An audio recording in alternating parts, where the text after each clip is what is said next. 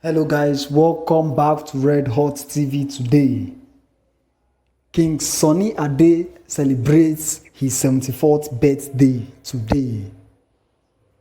Here we take a look at his life so far.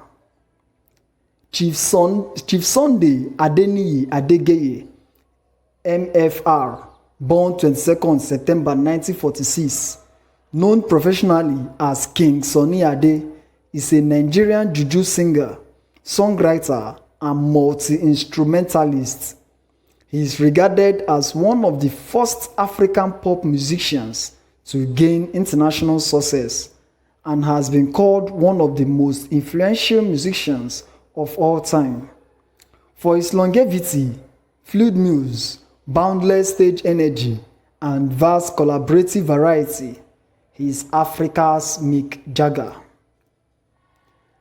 Adé was born in Osogbo to a Nigerian royal family from Ondo and Akure, thus making him an Omoba of the Yoruba people.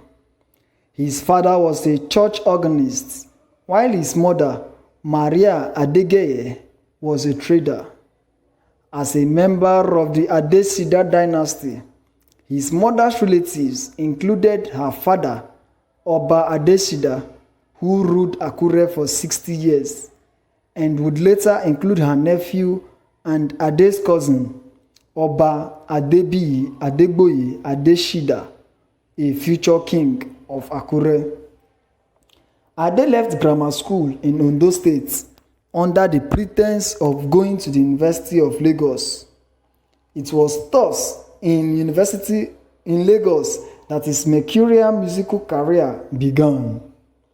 Sunny Adé's musical sound has evolved from the early days. His career began with Moses Olayiya's Federal Rhythm Dandies, a high-life band. He left to form a new band, the Green Spots, in 1967. Over the years, for various reasons ranging from changes in his music to business concerns, Sunny Adé's band changed its name several times, first to African Beats and then to Golden Mercury. King Sunny was influenced by jùjú pioneer Tunde Nightingale and borrowed stylistic elements from his Showambe style of jùjú. He founded the King Sunny Adé Foundation, an organization that includes a performing arts center, a state-of-the-art recording studio, and housing for young musicians. He is a visiting lecturer at the Obafemi Awolowo University, Ile-Ife, and recipient of the Order of the Federal Republic. In 1970s and 1980s, Adé embarked on a tour of America and Europe. His stage act was characterized by dexterous dancing steps and mastery of the guitar. After more than a decade of resounding success in his native Nigeria, Adé was received to great acclaim in Europe and North America in 1982. The global release of jùjú music and its accompanying tour was almost unanimously embraced by critics everywhere. Adé was described in the New York Times as one of the world's greatest band leaders. In record as a breath of fresh air, a positive vibration we will feel for some time to come, and in Trouser Press as one of the most captivating and important musical artists anywhere in the world. His next album, Synchro System, in 1983, was equally successful, and it earned him his first Grammy Award nomination in the ethnic traditional folk recording category, hence making him the first Nigerian Grammy Award nominee ever. On 16 July 2017, King Sunny Adé announced that he would be returning to stage in London alongside his rival act, Ebenezer Obey, for a musical comeback themed A Night to Remember with the Legends. Sunny Adé's music is characterized by, among other instruments, the talking drum, which is an instrument indigenous to its Yoruba roots, the guitar, and its peculiar application to jùjú music. His music is in the age-old tradition of singing poetic lyrics and praise singing of dignitaries, as well as components of jùjú called the ogede. Hence, Ade's music constitutes a record of the oral tradition of his people for posterity. Sunny Adé introduced the pedal steel guitar to Nigerian pop music. He introduced the use of synthesizers, clavinets, vibraphone, tenor guitar into the jùjú music repertoire, such as dub and wah-wah guitar licks. Adé said he used these instruments not as an attempt to innovate, but as a substitute for traditional jùjú instruments, which were too difficult to find and or impractical for touring. The pedal steel guitar, for instance, was added to his repertoire as a sound alike for an African violin. Sunny Adé, with his band, invented his unique sound and instrumental, which he mostly used as an entrance song during live performances. That sound was made with a phalanx of electric guitars that functions like a percussion section and talking drums that sound like a gossipy Greek chorus. After the death of Bob Marley, Island Records began looking for another third world artist to put on his contract. While Fela Kuti has just been signed by Arista Records, producer Martin Messonnier introduced King Sunny Adé to Chris Blackwell, leading to the release of jùjú music in 1982.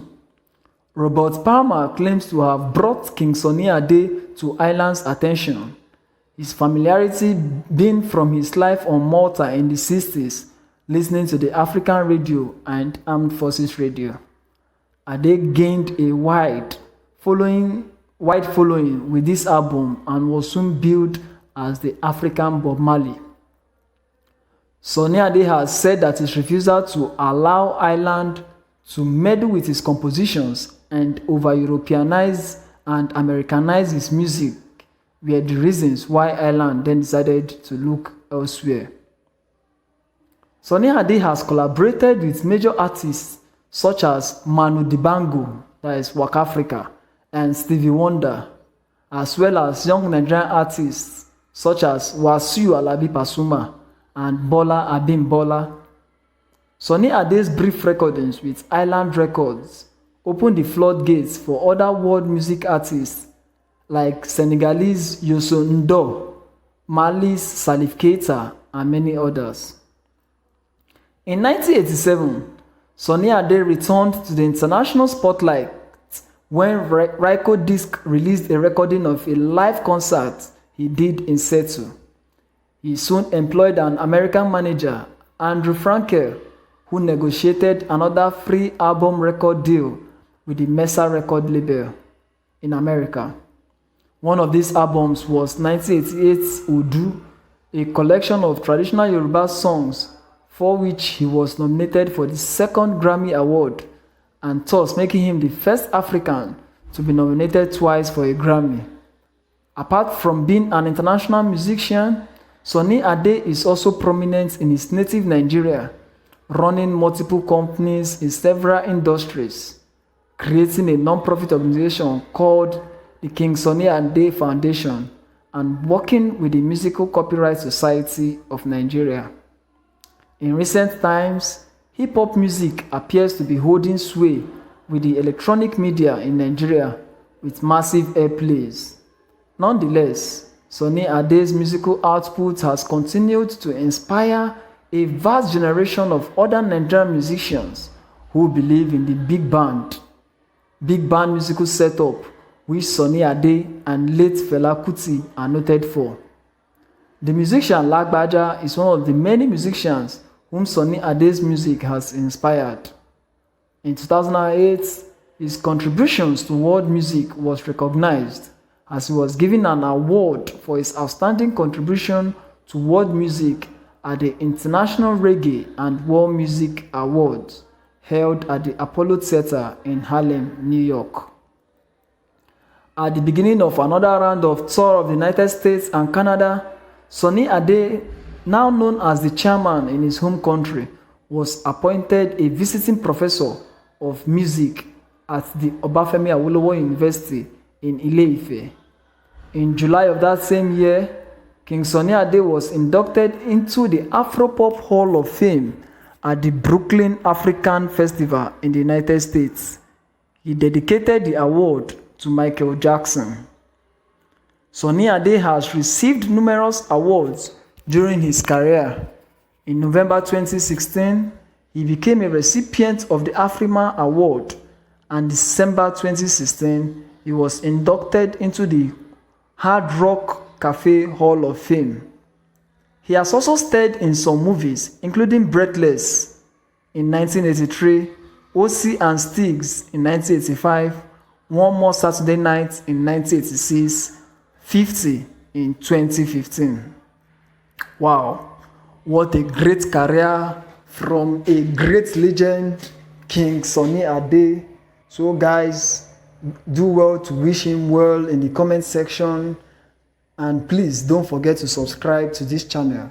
Thank you very much.